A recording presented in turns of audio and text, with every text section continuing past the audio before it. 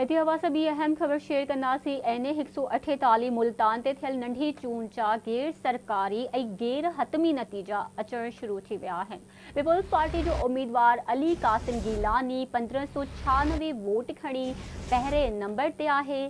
सुन्नी इतिहाद council जो उम्मीदवार Taimur Malik 1263 vote खणी ॿिए नंबर ते।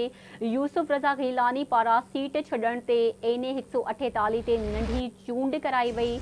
नंढी चूंड दौरान 8 उम्मीदवारनि हिसो वरितो।